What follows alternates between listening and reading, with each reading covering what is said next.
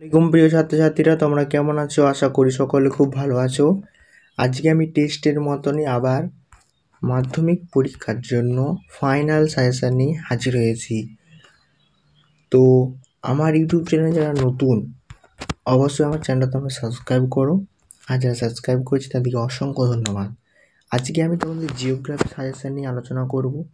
প্রত্যেকটা চ্যাপ্টার ধরে ধরে আলোচনা হবে, কোনো প্রকার চ্যাপ্টার বাদ দিয়ে হবে না। 2 মার্কের, 3 মার্ক, 5 মার্কের প্রশ্নের সাজেশন দেওয়া হবে। প্রত্যেকটা বিষয়ে 2টি করে সেট আজকের পর থেকে আপলোড করা শুরু হবে। তো অবশ্যই চ্যানেলটা সাবস্ক্রাইব করে রাখবে। আর একটা আমার হোয়াটসঅ্যাপ গ্রুপ আছে, যারা জয়েন হতে চাও ডিসক্রিপশন বক্সে ক্লিক করে জয়েন হয়ে যেতে পারো।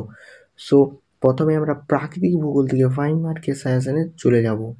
দেখো স্টুডেন্ট, প্রাকৃতিক ভূগোল থেকে আমি যে তোমাদের প্রশ্নটা সবসময় দেব, আমি কেন, অন্যরাও দেবে, সেটা প্রথম প্রশ্ন হচ্ছে যে নদীর ক্ষয় এবং সঞ্চয় কাজের ফলে সৃষ্ট ভূমিরূপ সম্পর্কে আলোচনা করো।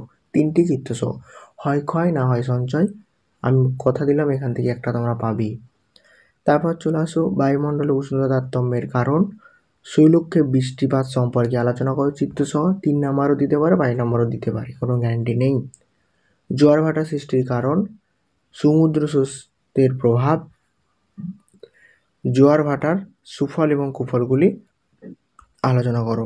এই তোমরা 7টা প্রশ্ন প্র্যাকটিস করো, আশা করি এখান থেকে তোমরা কমন পাবে।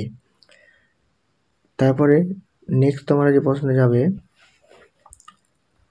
2 মার্কের প্রশ্নের জন্য।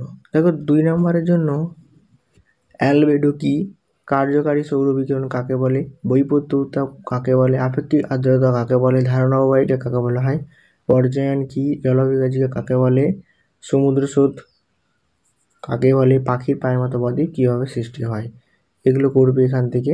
তারপর আমরা বর্জ্য ব্যবস্থাপনায় চলে যাব।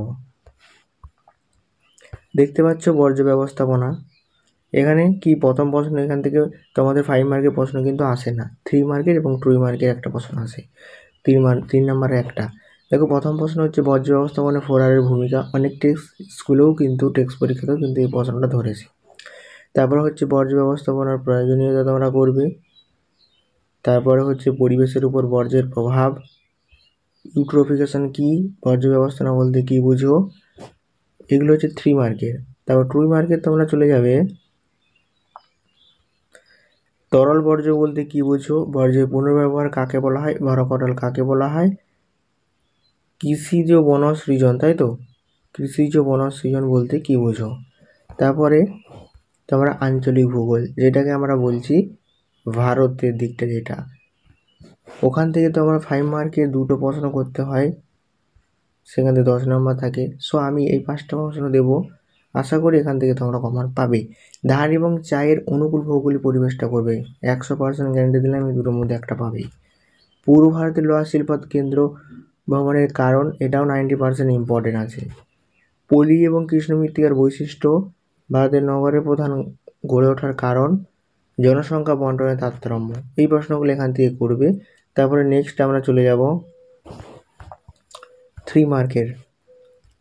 দেখো 3 নম্বরের জন্য প্রথম যে প্রশ্নটা করবে, অতিরিক্ত নগরায়নের 3টি সমস্যা, ভারতের কৃষি প্রধান 3টি বৈশিষ্ট্য, পাঞ্জাব এবং হরিয়ানা কৃষি উন্নতির, এটা ইম্পর্টেন্ট প্রশ্ন আছে পাঞ্জাব এবং হরিয়ানাটা। করমণ্ডল উপকূলে বছরে 2বার কেন বৃষ্টিপাত হয়, এটাও কিন্তু ইম্পর্টেন্ট আছে। তারপরে নেক্সট তোমরা যে প্রশ্নটা করবে, অর্থাৎ এখান থেকে 2 মার্কের কিন্তু প্রশ্ন আসে। সেই 2 মার্কের প্রথম প্রশ্ন যেটা করবে সেটা হচ্ছে সোনালী চতুর্ভুজ কাকে বলে, আইসিডিজেড কি। আইসিডিজেডটা তোমরা 3 নম্বরেরও করে রাখবে, কারণ এটা কখনো কখনো 3 নম্বরেতেও চলে আসে। ডেকানট্রা কীভাবে সৃষ্টি হয় বা ডেকানট্রা কি, অনুসারী শিল্প কাকে বলা হয়, কর্ণাটক মালাবার 2টি ভূ প্রাকৃতিক অংশ লেখো, আউটসোর্সিং কি, উদীয়মান শিল্প কাকে কেন বলা হয়, এই প্রশ্নগুলো এখান থেকে করবে। তারপরে তোমাদের নেক্সট যে চ্যাপ্টার রয়েছে, অর্থাৎ উপগ্রহ চিত্র। উপগ্রহ চিত্রে মাত্র একটি 3 নম্বর, একটি 2 নম্বরের প্রশ্ন আসে। তো সেক্ষেত্রে এই প্রশ্নগুলো যদি করো, আশা করা যায় এখান থেকে কমন আসবে। আর আমি বলে দিলাম প্রত্যেকটা বিষয়ে 2টো করে সেট আসবে, তাই সম্পূর্ণ সেটগুলো না দেখে কেউ মন্তব্য করবে না।